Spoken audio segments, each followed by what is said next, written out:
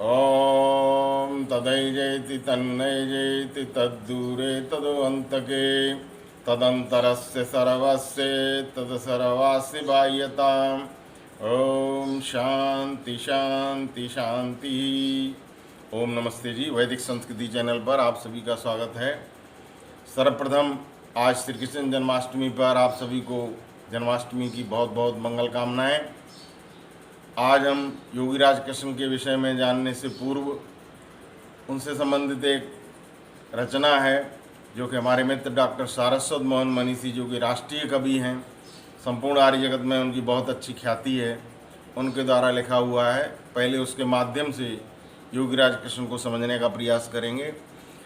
धर्म दर्शन संस्कृति की वह अमर जागीर था, कृष्ण भारत वर्ष की जागी हुई तकदीर था। धर्म दर्शन संस्कृति की वह अमर जागीर था, कृष्ण भारत वर्ष की जागी हुई तकदीर था।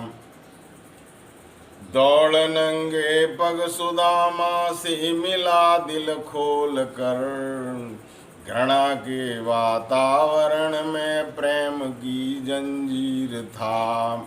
सत्य की खातिर जिया वो सत्य की खातिर मरा, सत्य का था वो दधीची हृदय की पीर था। देवता योगी यति नेता कहूँ या क्या कहूँ, देवता योगी यति नेता कहूँ या क्या कहूँ। लोग माने या न माने कर्म की तस्वीर था, लोग माने या न माने कर्म की तस्वीर था। धर्म दर्शन संस्कृति की वह अमर जागीर था। कंस से अन्यायियों को दंड देने के लिए सत्य कहता हूँ कन्हैया न्याय की शमशीर था। दूरदर्शी था वो इतना शब्द भी असमर्थ है, दूरदर्शी था वो इतना शब्द भी असमर्थ है। हार जाने के क्षणों में जीत की तदवीर था, कृष्ण भारत वर्ष की जागी हुई तकदीर था। गोपियों के वस्त्र उसने थे चुराए झूठ है, गोपियों के वस्त्र उसने थे चुराए झूठ है। असल में कान्हा मनीषी द्रौपदी का चीर था, असल में कान्हा मनीषी द्रौपदी का चीर था। धर्म दर्शन संस्कृति की वह अमर जागीर था, कृष्ण भारत वर्ष की जागी हुई तकदीर था। तो आइए आज हम योगीराज कृष्ण के विषय में थोड़ा जानने का प्रयास करेंगे। देखिए, महर्षि दयानंद से पूर्व और महाभारत के पश्चात जो कालखंड है वो हमारे देश के बहुत बड़े पतन का काल है। पतन के कारण ही महाभारत का युद्ध हुआ और उस युद्ध को यद्यपि योगीराज कृष्ण नहीं चाहते थे कि युद्ध हो, लेकिन फिर भी उनकी नहीं चली और वो युद्ध हुआ। उस खंड खंड भारत को उन्होंने उस समय महाभारत बनाया और महाभारत के युद्ध में हमारे देश के जो आर्य सूरवीर ब्रह्मचारी ऋषि मुनि जो थे वो उस युद्ध में समाप्त हो गए। मार्ग दिखाने वाला कोई रहा नहीं। बाद में हमारे देश में अनेक पुराणों की रचना हुई। उन पुराणों में बहुत सी गप्पें भर दी गईं, जो सच्ची बातें थीं वो उनसे हम लोग दूर हो गए। महर्षि दयानंद सरस्वती के जो गुरु हुए हैं, गुरुवर बिरजानंद जी महाराज, उनकी यही सबसे बड़ी पीड़ा थी कि आर्ष और अनार्ष ग्रंथ, वो कहते थे कि केवल आर्ष ग्रंथ रहें और अनार्ष ग्रंथ जो मनुष्यों के द्वारा रचित हैं वो विलुप्त होने चाहिए, क्योंकि इनसे लोग पथभ्रष्ट हो गए। लोग रास्ते से भटके तो उन्होंने अपने जैसी मनगढ़ंत बातें पुराणों में भर दी। योगीराज कृष्ण का इतना उज्ज्वल चरित्र और उनको इन पुराण बनाने वालों ने उनको बता दिया कि उनकी 16,108 रानियां थीं, हर रानी से 10-10 पुत्र थे और चीरहरण की लीला करते थे और रास लीला करते थे। राधिका उनकी प्रेमिका थी। तो इस तरह से एक आदर्श योगी पुरुष, देखिए श्री कृष्ण जी महाराज, महर्षि दयानंद सरस्वती ने श्री कृष्ण जी महाराज की जितनी तारीफ सत्यार्थ प्रकाश में की है उतनी किसी और महापुरुष की नहीं की है। हम सभी जानते हैं कि महर्षि दयानंद सरस्वती वो महापुरुष हुए हैं जिन्होंने धर्म के क्षेत्र में बाल की खाल भी खींची है। तो उन्होंने योगीराज कृष्ण की बहुत ज़्यादा तारीफ की है सत्यार्थ प्रकाश के अंदर। वो लिखते हैं, देखिए योगीराज कृष्ण का चरित्र जो महाभारत में वर्णित है वो कितना पवित्र है। उनका चरित्र तो आप्त पुरुषों जैसा है। और अंत में बहुत पीड़ा के साथ, बहुत दुख के साथ वो लिखते हैं, किंतु पुराणों को बनाने वाले, भागवत आदि ग्रंथों को बनाने वाले लोगों ने हमारे योगीराज कृष्ण पर ऐसे ऐसे लांछन लगाए हैं जिनको देख करके किसी का भी सिर जो है वो शर्म से झुक जाता है। और वो भागवत बनाने वाला जो था वो माँ के गर्भ में ही क्यों नहीं मर गया। इस तरह की बात उन्होंने एक जगह लिखी है। तो क्योंकि इन ग्रंथों में लोगों के लिए रोचक कहानियाँ भर दी गई। किसी कवि ने कहा है, 18 पुराणों में ऐसा भरा कपोड़ा जिसने सृष्टि का नियम सहज में तोड़ा। अश्वनी देखकर सूर्य बन गया घोड़ा, ऐसी गप्पों का कहाँ मिलेगा जोड़ा। अश्वनी कुमार उसी घोड़ी से जाया, श्री वेद व्यास ने नहीं पुराण बनाया। महर्षि व्यास का नाम लिख दिया कि ये व्यास जी द्वारा रचित पुराण है। एक बार महर्षि दयानंद सरस्वती से किसी ने कहा कि यदि व्यास जी द्वारा रचित भागवत आदि ग्रंथ नहीं है तो फिर कोई दूसरा इतने श्लोक, इतने बड़े ग्रंथ लिख सकता है। स्वामी जी ने कहा कि आप लिखना शुरू करो। बोलो किस पर आप लिखना चाहते हो, मैं उसी पर अभी आपको लिखवा देता हूँ। उसने कहा अच्छा जूते पर श्लोक बनाओ। स्वामी जी ने कहा लिखना शुरू करो। स्वामी जी ने जूते के ऊपर जो श्लोक बनाना शुरू किया वो व्यक्ति हार गया और अनेक श्लोक उन्होंने बना करके दे दिए। तो इस तरह से ऋषि दयानंद ने सिद्ध करके दिखाया कि कोई भी व्यक्ति किसी भी विषय पर यदि वो कवि है और थोड़ा संस्कृत का ज्ञान है तो इस तरह के श्लोक बना करके और उनमें गप्पें भर सकता है। अब देखिए योगीराज कृष्ण का एक तो स्वरूप जो पुराणों में वर्णित है उससे हमको क्या शिक्षा मिलेगी। स्वयं योगीराज कृष्ण गीता के 3 अध्याय में एक जगह कहते हैं कि जो महापुरुषों का, गीता के 3 अध्याय का 21वां श्लोक उठा करके देख लीजिए आप लोग। उसमें योगीराज कृष्ण कहते हैं कि जो महापुरुष होते हैं उनका जो आचरण होता है सामान्य जनता उनके पीछे पीछे चलती है। इसलिए जितने भी अच्छे लोग हैं उनको अच्छे आचरण करने चाहिए जो जनता के लिए उदाहरण बने। अब लोगों ने देखा कि स्वयं तो चोर हो ही गए थे, स्वयं बेविचारी थे, तो अपना आदर्श भी इसी तरह का बना लेते हैं। तो जो भी दोष लोगों के अंदर आए थे वो सारे श्री कृष्ण जी महाराज में मढ़ दिए और उनको पुराणों के अंदर डाल करके लोगों को बता दिया कि ये तो धार्मिक ग्रंथों में लिखे हुए हैं। इस तरह की बात इन लोगों ने की। कृष्ण के ऊपर व्यभिचार के दोष लगाए। देखिए जो श्री कृष्ण जी महाराज द्रौपदी के चीरहरण के समय उसकी रक्षा करते हैं, क्या वो गोपियों के वस्त्र चुरा सकते हैं? और उनके बता दी 16,108 रानियां, हर रानी से 10-10 पुत्र। जितनी श्री कृष्ण जी महाराज की आयु थी उस संपूर्ण आयु का यदि इतने पुत्रों में भाग दो तो पता चलेगा कि रोज 3-4 पुत्र उनके होते थे। तो इसका मतलब श्री कृष्ण जी महाराज का केवल ये सांसारिक भोग ही उनका एक काम रह गया था।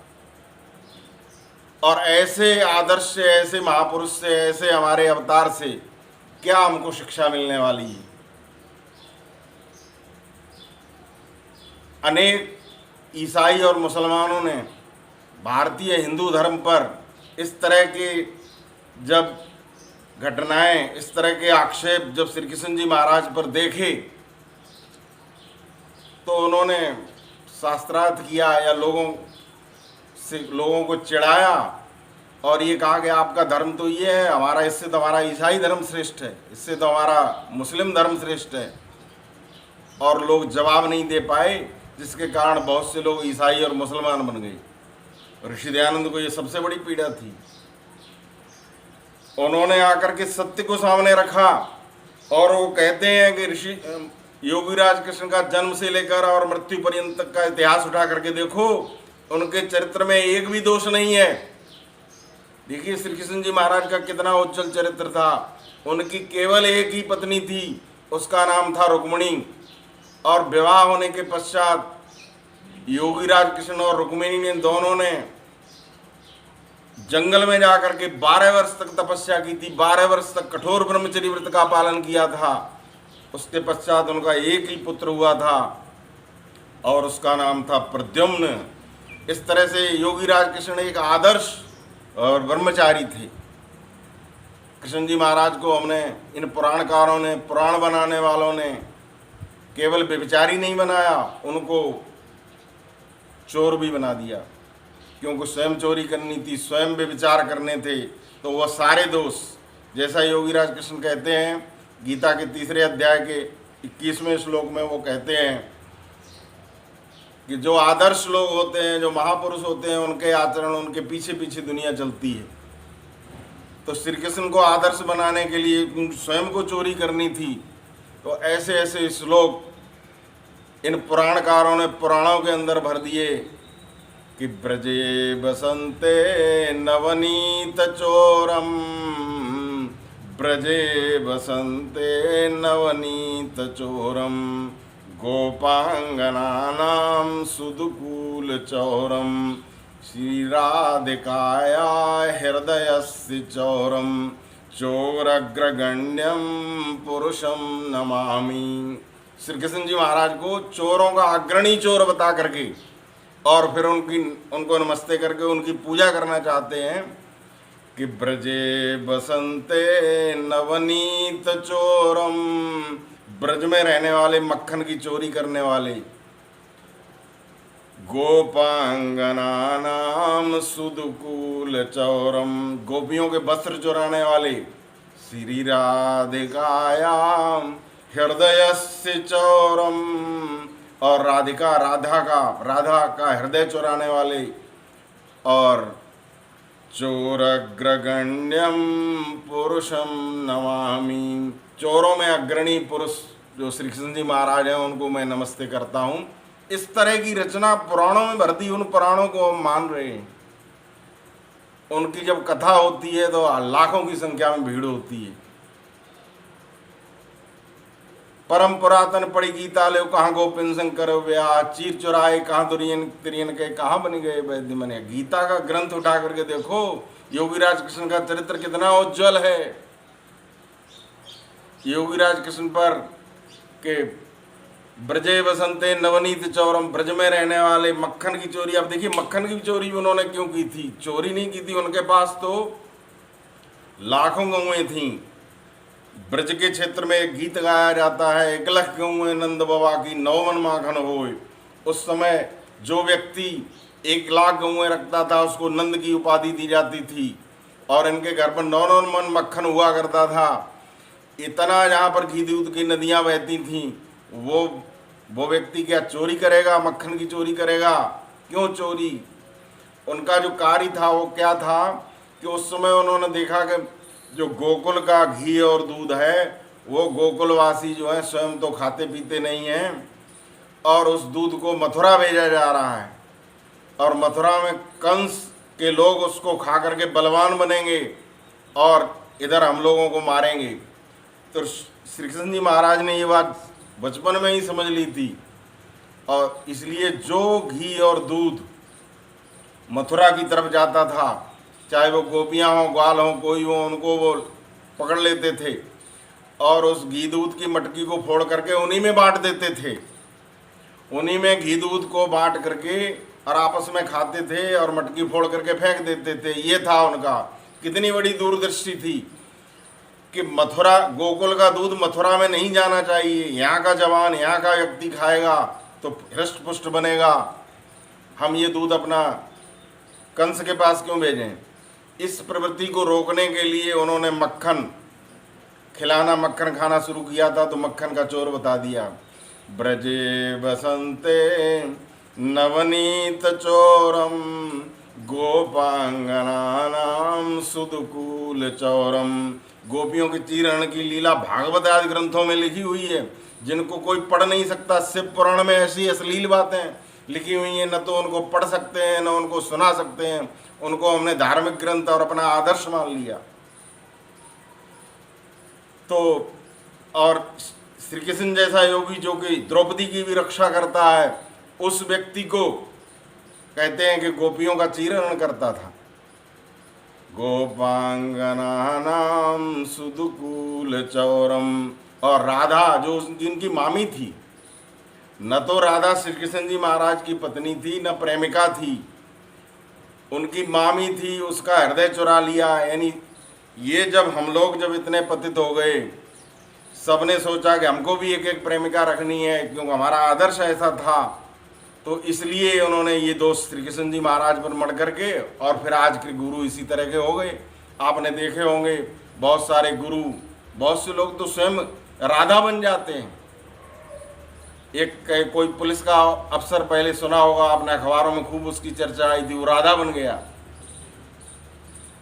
और क्योंकि ये सारी लीला पुराणों में वर्णित है, तो श्री कृष्ण जी महाराज पर इस तरह के दोष लगा करके लोगों ने जो उनका वास्तविक स्वरूप था उससे हमको बहुत दूर ढकेल दिया। और फिर अंत में कहते हैं, चोर अग्रगण्यम पुरुषम नमामि। चोरों में जो अग्रणी है ऐसे पुरुष को मैं नमन करता हूँ। तो राधा जो थी वो कृष्ण की मामी थी, और उसने युद्ध के क्षेत्र में कृष्ण जी महाराज की महाभारत के समय थोड़ी मदद की थी। इसके अलावा श्री कृष्ण जी का राधा से कोई संबंध नहीं था। आज हर जगह राधे श्याम राधे श्याम, राधे राधे करते घूम रहे, जबकि रुक्मिणी उनकी एकमात्र पत्नी थी, उसका कोई नाम नहीं लेता। तो सच्चा इतिहास जो आर्य विद्वानों ने विशुद्धानंद से प्रेरणा लेकर के हम सबके समक्ष रखा है, उसको जाने, तब योगीराज कृष्ण से हम कुछ शिक्षाएं ले सकते हैं। वो के आदर्श ब्रह्मचारी थे। श्री कृष्ण जी महाराज को जानना है तो गीता को पढ़ो। गीता में योग के संबंध में कितना अच्छा वर्णन करते हैं। युक्ताहार विहारस्य युक्त चेष्टस्य कर्मसु युक्त स्वप्ना अवबोधस्य योगो भवत् दुःखः, योग के विषय में बताते हैं। इसी तरह से अब देखिए, श्री कृष्ण जी महाराज में यदि दोष होते तो शिशुपाल ने, कहते हैं कि शिशुपाल ने उस समय श्री कृष्ण जी महाराज को 100 गालियां दी थी। उसके बाद उसका वध किया था उन्होंने, इतनी सहन शक्ति थी उनके अंदर। तो कहते हैं एक भी गाली उनके चरित्र के संबंध में शिशुपाल नहीं दे पाया था। ये श्री कृष्ण जी महाराज का चरित्र जैसा पुराणों में वर्णित है वैसा होता तो शिशुपाल उस तरह की गालियां देता। लेकिन उस समय शिशुपाल ने जो अपशब्द बोले थे, वो दूसरे लोगों के विषय में जो कुछ भी गालियां दी थी, वो श्री कृष्ण जी महाराज के चरित्र के संबंध में एक भी शब्द वो नहीं बोल पाया था। तो श्री कृष्ण जी महाराज का जो चरित्र है बहुत उज्जवल है। गीता में उनका जो उपदेश है, निष्काम कर्म का उपदेश गीता में दिया गया है। देखिए, मुक्ति की तरफ ले जाने वाला उपदेश है। यदि हम सकाम कर्म करते हैं तो वो हमको बांधने वाले होते हैं। कृष्ण जी ने कितना अच्छा उपदेश दिया है कि आप संसार में कर्म करते जाओ बिना किसी इच्छा के, और परमपिता परमात्मा को समर्पित कर दो, आपकी मुक्ति स्वतः हो जाएगी। इसके अलावा संपूर्ण गीता ज्ञान का भंडार है। गीता के दूसरे अध्याय में कुछ श्लोक तो स्वर्णिम अक्षरों में लिखने लायक हैं। नैनम छिंदन्ति शस्त्राणि नैनम दहति पावका न चैनम क्लेदिन्त्यापो न शोषयति मार्ता। जिस समय अर्जुन जो था और वो बहुत ज़्यादा निराश हुआ, हताश हुआ, उसने कहा इन सब से हम युद्ध कैसे करेंगे। देखिए, अर्जुन क्या है, हम सभी अर्जुन हैं। एक समस्याग्रस्त प्राणी अर्जुन है, और समस्या का जो निदान जानता है वो श्री कृष्ण है। हम सभी लोग संसार की समस्याओं से घिरे हुए हैं, और श्री कृष्ण जी महाराज की वो स्थिति है योग की जो वो समस्याओं से दूर है, समस्याओं से ऊपर है, सारी समस्याओं का निदान जानते हैं, क्योंकि वो योग में हैं। बहुत बड़े अपने समय के योगी हैं। तो कृष्ण जी महाराज अर्जुन को जगाते हुए कहते हैं, नैनम छिन्दन्ति शस्त्राणि नैनम दहति पावका न चैनम क्लेदिन्त्यापो न शोषयते मारता। तू किस बात की चिंता करता है, ये आत्मा तो अजर अमर है। नैनम छिन्दन्ति शस्त्राणि, इसको शस्त्र जो है वो काट नहीं सकते। नैनम छिन्दन्ति शस्त्राणि नैनम दहति पावका, और इसको जो है अग्नि जला नहीं सकती। न चैनम क्लेदिन्त्यापो, इसको पानी गीला नहीं कर सकता। इसको सूरज जो है वो तपा नहीं सकता। न चैनम क्लेद न शोषयति मारता, और इसको वायु सुखा नहीं सकती। इस तरह का ये जीवात्मा है।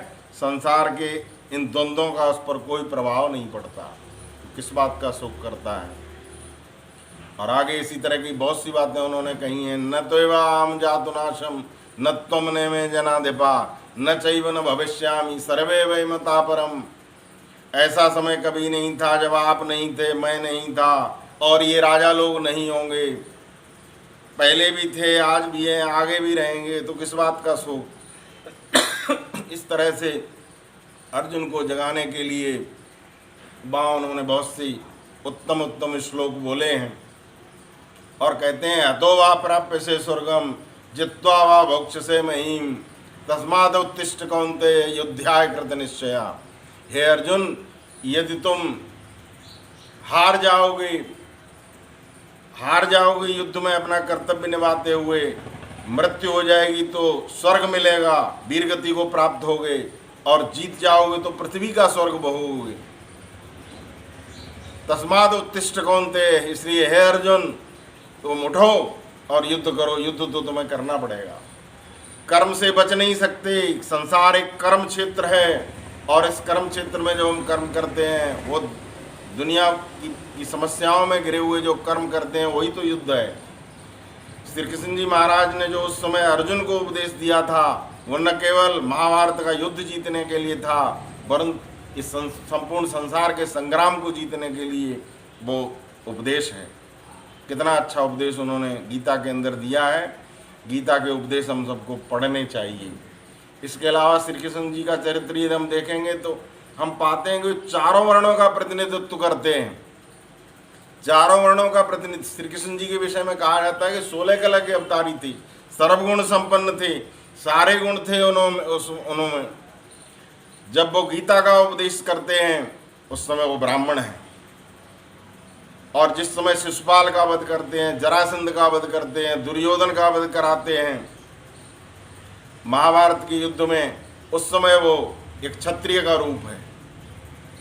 और इसी तरह से गौपालन का जब काम करते हैं तो वो एक वैश्य के रूप में हमारे सामने आते हैं। देखिए, गौपालन के संबंध में भी हमको समझना चाहिए। कहते हैं श्री कृष्ण जी महाराज ने गोवर्धन पहाड़ उठाया था। पहाड़ वहाड़ तो कुछ नहीं उठाया था, उन्होंने गौवर्धन का भार उठाया था। गौवर्धन का भार श्री कृष्ण जी महाराज की प्रेरणा से उस समय हमारे देश में लाखों की संख्या में गौएं एक एक व्यक्ति के पास हुआ करती थी। नंद के पास 1 लाख गौएं नंद बाबा की 9 माखन होए, 1 लाख गौएं तो नंद बाबा के पास थी। इनकी प्रेरणा से नकुल और सहदेव हजारों लाखों की संख्या में गौएं रखा करते थे और उनको वर्गों में आयतों में खड़े किया करते थे। इस तरह का वर्णन महाभारत में मिलता है। उस समय हमारे देश की आबादी जो थी उस समय 16 करोड़ थी। उस समय इस देश की आबादी 16 करोड़, यहाँ पर गौओं की संख्या उस समय 96 करोड़ थी। तो हर व्यक्ति के हिस्से में 6-6 गौएं आया करती थीं। बड़े बड़े दान पुण्य के कार्य जब हम करते थे तो गौओं की गौएं दान दे दिया करते थे, गोदान दिया करते थे। गौओं की संख्या बहुत ज़्यादा थी। ये किसकी प्रेरणा थी? योगीराज कृष्ण की प्रेरणा से। उन्होंने गौवर्धन का भार उठाया था, इसलिए उनको गोवर्धनधारी कहते हैं। और दूसरा गोवर्धनधारी इसलिए भी कहते हैं कि एक समय उस समय गोकुल में बहुत अधिक बरसात हुई थी, तो वहाँ पर एक गोवर्धन पर्वत है। तो ग्वाल वालों को सबको लेकर के जब बरसात बहुत दिनों तक तेज हुई थी, वो गोवर्धन पहाड़ की तरफ ऊंचाई पर चले गए थे और वहाँ उसकी पहाड़ के नीचे ग्वाल वालों ने उन लोगों ने कुछ समय वहाँ पर बिताया था। तो कहते हैं कि उन्होंने गोवर्धन पहाड़ उंगली पर उठा लिया। उंगली पर पहाड़ नहीं उठाया, उंगली से उन्होंने रास्ता बताया था कि इस समय यहाँ पर पानी भरा हुआ है, चलो उधर पहाड़ी की तरफ चलते हैं। ये है गोवर्धन पहाड़ उठाना। इसी तरह से जब सेवा का अवसर आता है राजसूय यज्ञ में, तो उस समय वो शूद्र का भी कार्य करते हैं। तो चारों वर्णों का प्रतिनिधि करके संसार में संदेश देते हैं कि एक व्यक्ति के अंदर चारों वर्ण हैं, एक व्यक्ति चारों कार्य कर सकता है, कोई भी कार्य ऊंचा नीचा नहीं है। इस तरह की शिक्षा योगी राज कृष्ण के जीवन में मिलती है। इसके अलावा यदि उनका दूसरा दृष्टांत देखेंगे तो एक बहुत अच्छे मित्र के रूप में भी हमारे सामने आते हैं।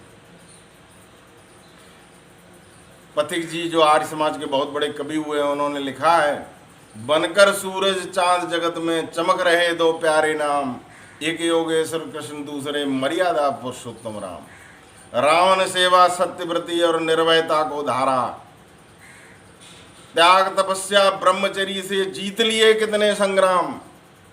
और दूसरी तरफ कृष्ण के विषय में कहते हैं कि नहीं मिला इतिहास कहीं भी कृष्ण सुदामा जैसा, निर्धन और धनवान के बीच दीवार बना नहीं पैसा।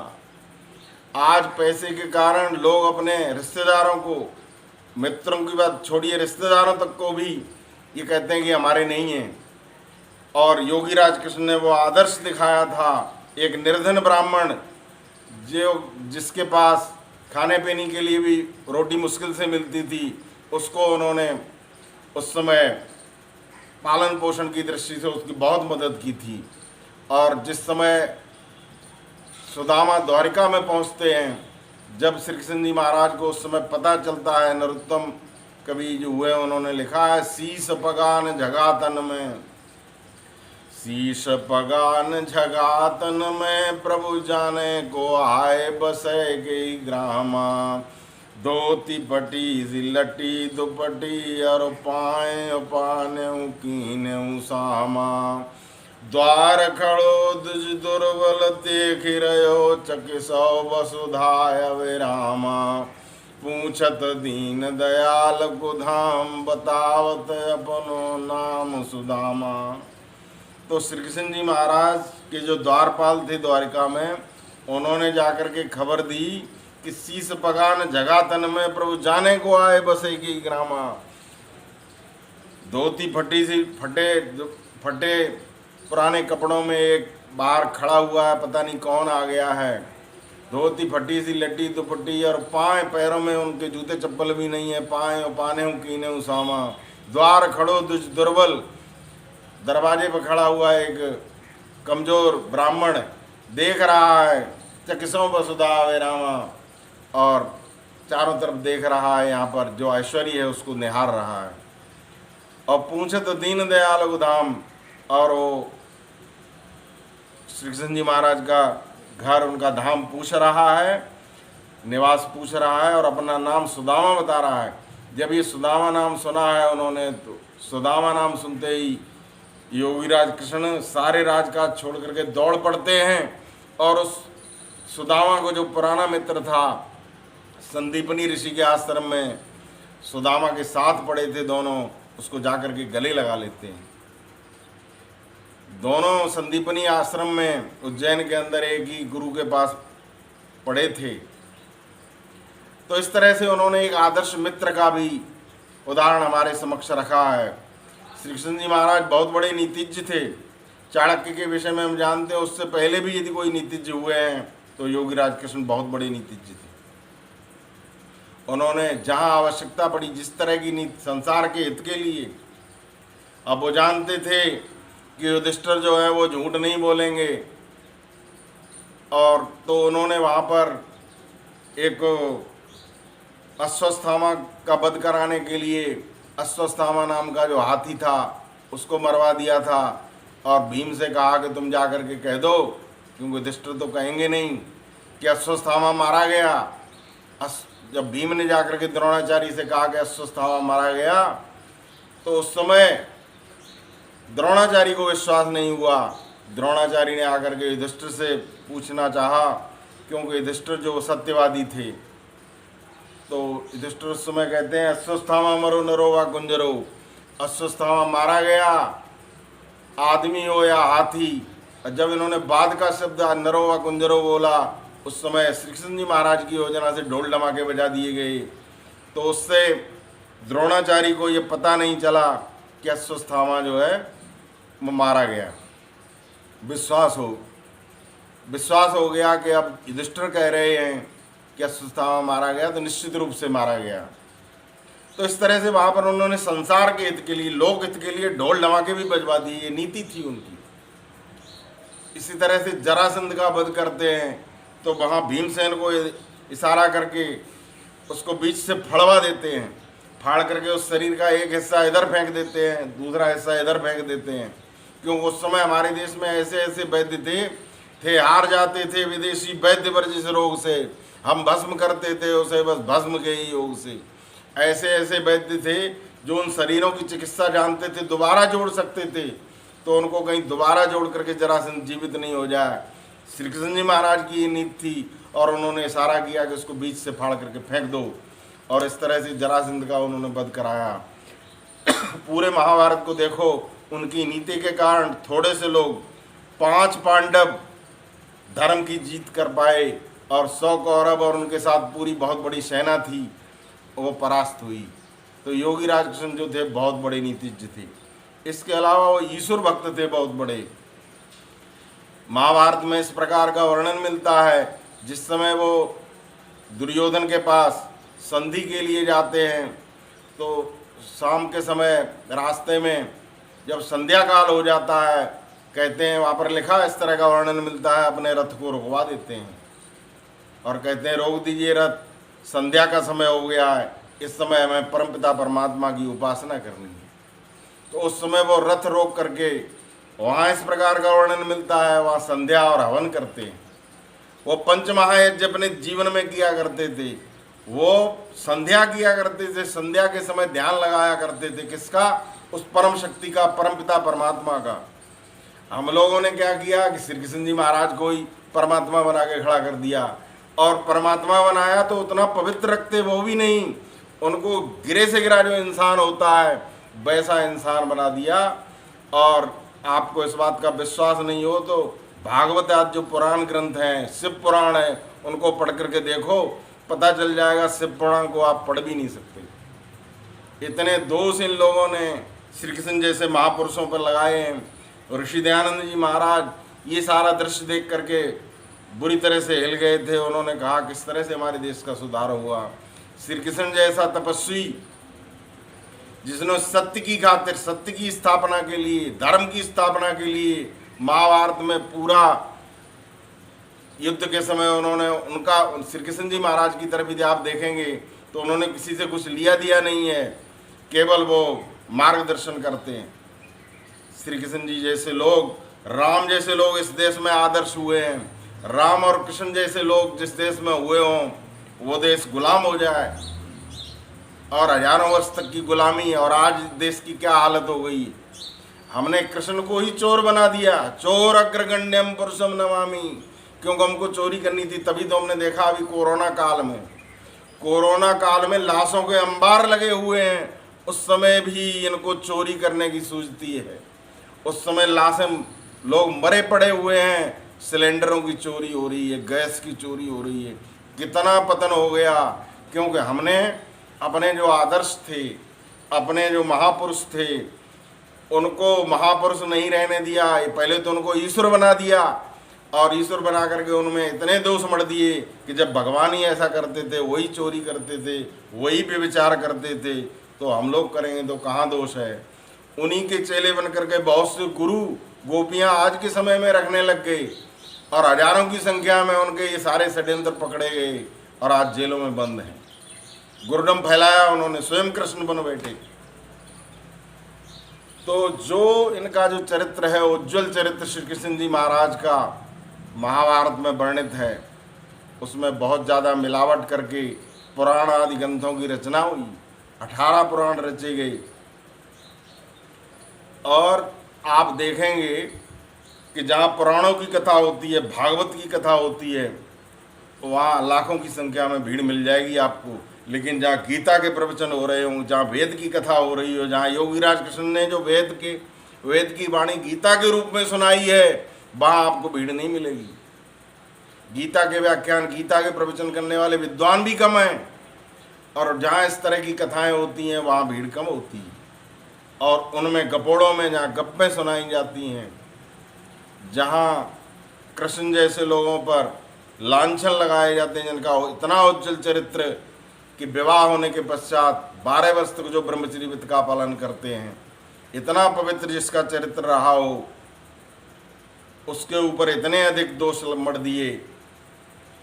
तो आइए हम लोग श्री कृष्ण जी महाराज का एक तो पुराणों में वर्णित जो घृणित इतिहास है उनका, उससे बचें। यही महर्षि दयानंद के गुरु विरजानंद जी महाराज की शिक्षा थी, महर्षि दयानंद जी महाराज की भी यही शिक्षा थी। और जो महाभारत में श्री कृष्ण जी महाराज का सच्चा स्वरूप वर्णित है, सच्चा इतिहास महाभारत में मिलेगा। इसी तरह से राम का सच्चा इतिहास वाल्मीकि रामायण में मिलेगा। तो वाल्मीकि रामायण ग्रंथ, महाभारत ग्रंथ, इन ग्रंथों को पढ़ें और हमारा जो वास्तविक इतिहास है उससे हम परिचित हों, तब इन महापुरुषों से हम प्रेरणा लेकर के आगे बढ़ पाएंगे। नहीं तो ये देश हजारों वर्ष की गुलामी सहने के पश्चात भी और दोबारा इस देश के ऊपर संकट के बादल मंडरा रहे हैं। ऋषि दयानंद ने आकर के हमको जगाया था, आइए हम जागें और दूसरों को भी जगाएं। इसी के साथ मैं अपनी वाणी को विराम देता हूँ। ओम शम।